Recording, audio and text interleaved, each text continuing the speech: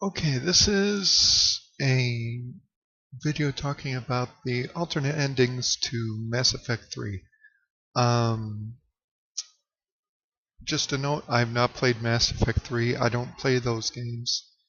Not single person, not anything like that. I just don't like games that have relationships because you always get the sense that if you choose one, then you're not choosing the other, and I can't do that.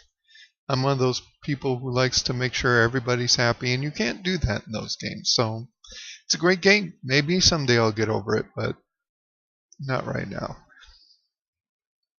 Anyway, the first three were control, synthesis, and destruction. They added refusal.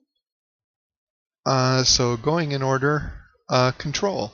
Control seems interesting. Shepard goes and interfaces with wherever the hell the Crucible is and becomes technically the essence behind I guess they're called the Reapers.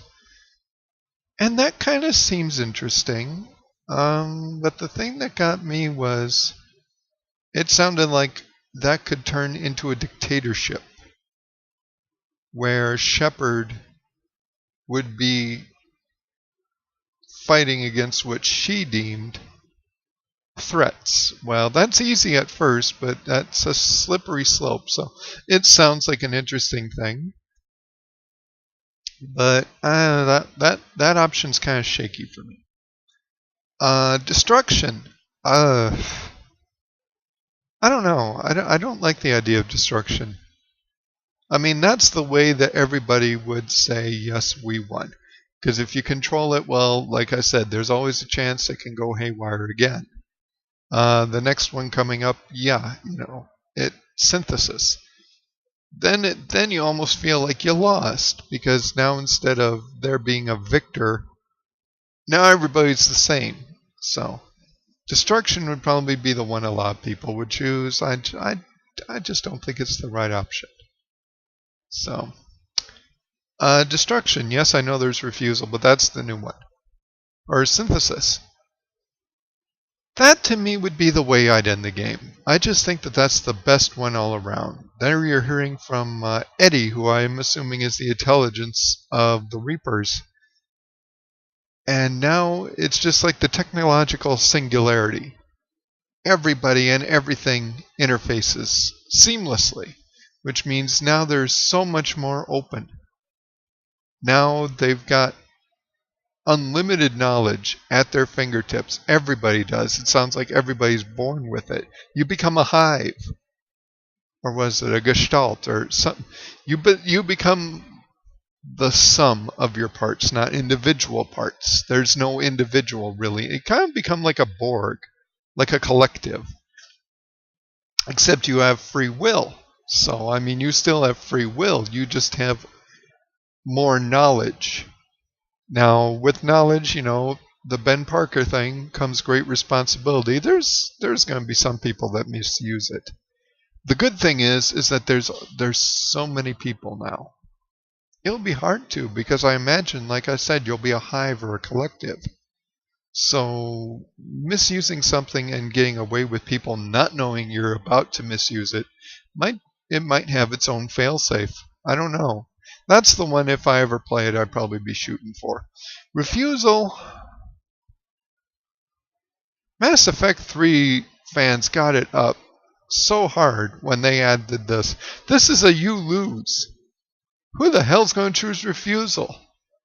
That means you lost all 3 games. All 3 games built up to you ultimately losing.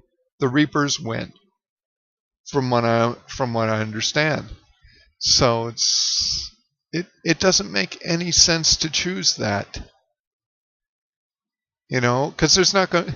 Even if there is a Mass Effect 4, those will go on the basis of what you chose: destruction, synthesis, or control. Refusal means story is done. Everybody's dead. So I don't get it. Why? I don't know. It's almost like a non-ending. It's like, well, you've been bitching and moaning and whining about having an alternate ending. Well, here is the ultimate, because everybody was complaining it was too the same, and that's where Blizzard got them. They gave them the ultimate alternate ending, where there is nothing else. You're bitching about ex-companions living, about this, all the happy, happy, joy endings. Well, here's no ending.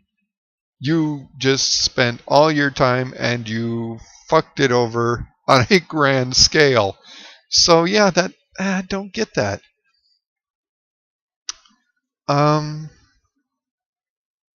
I don't know. I mean, I can see where a lot of people, if even these extended versions, you could tell. There were things a lot, but I fall back on the alternate universe theory where you don't know unless you see the changes, what changes have been made. Now, yes, they may have been able to throw in a couple of other scenes, like on Destruction, instead of a lady standing in front of graves, you get this guy sitting on a park chair on top of something, but that's really the only change.